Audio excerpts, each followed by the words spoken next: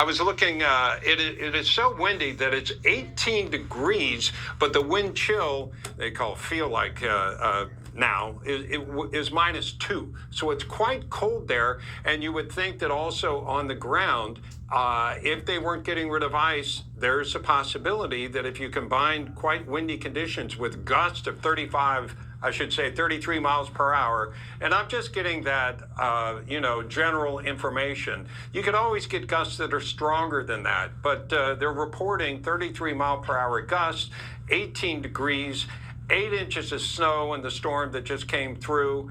And those are conditions that you would think Toronto can deal with on a regular basis. But are there conditions in which they shouldn't land? Is there a situation in which they should go around or maybe go somewhere else or wait until the winds die down a little bit or clear off the runway? Speculation here only, but we're trying to look at what could cause a situation like this. Of course, this is when flying is getting a lot more attention from people because we had the tragic accident here in Washington, D.C. with the helicopter running into the plane.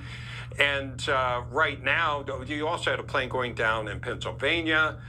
We had another one off the top of my head. For some reason, I'm not remembering where it was over the weekend. But we're continuing to get the questions as far as what's going on.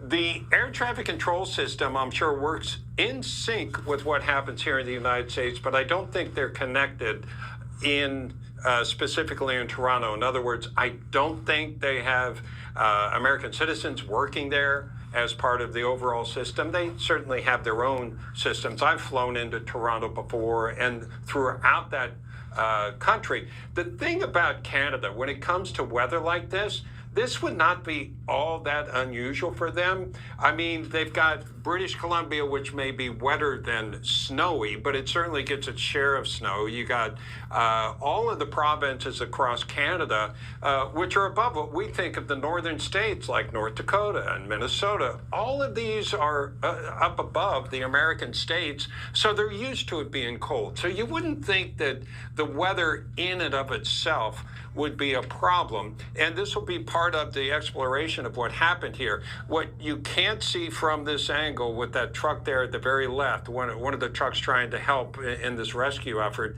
is the nose of the plane is upside down. And we have seen video, I don't know if we still have it, but we have seen video of passengers getting off that plane. And you can just imagine the fear that these folks experience if they're coming into an airport. Here's another look. Okay, you see the Delta right there on top. The top is on the runway. And they're trying to spray down to make sure there are no flames coming out.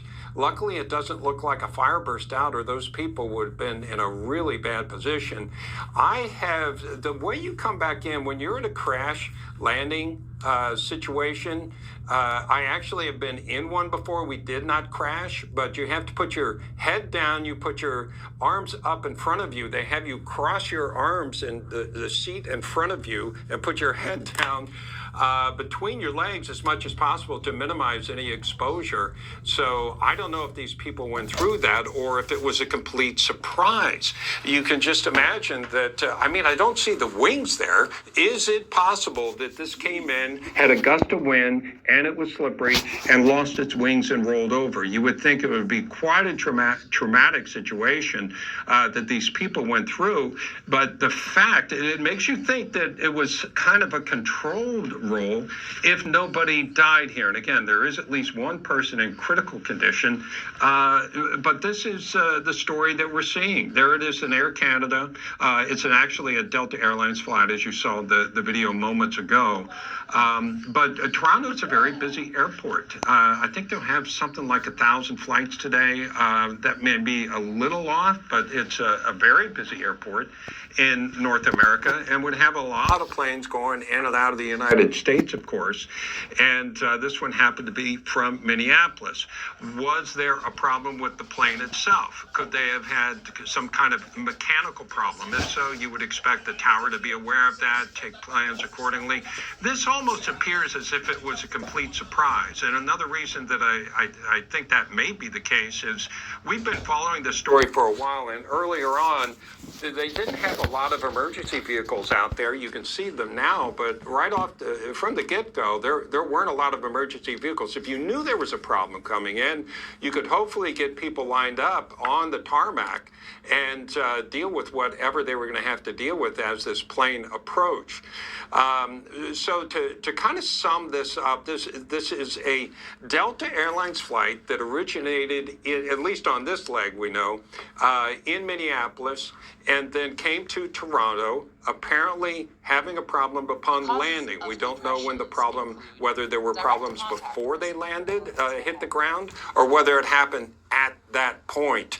I was recounting just my own anecdotally coming in last week back into Washington, where we had quite a bit of snow.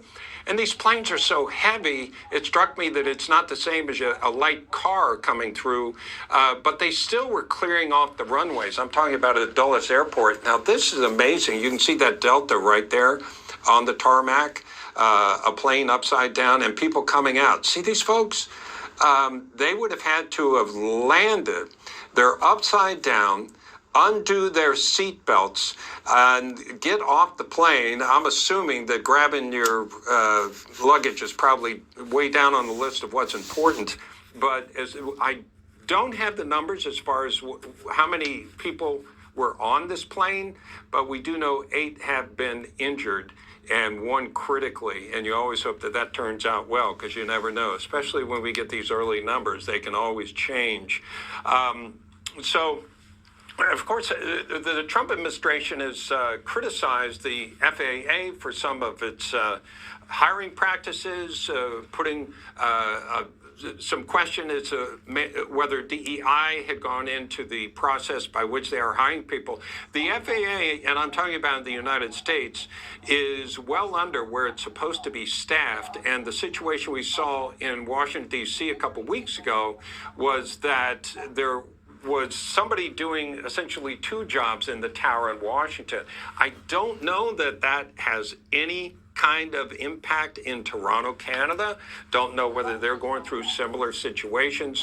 But the challenges that all these controllers have are significant. That's why the training program usually lasts. If you're going to work in the tower, it can take you as much as 2 years to actually get fully qualified. I've known controllers. I've seen them go through the program, and it's quite extensive. You have a lot of lab work. You have to understand the concept of what they're doing. And you know what you also have to train for? What if the whole system goes out? What if the computers don't work? What if they're not able to label what's on the screen in front of them? They have to learn how to deal with that.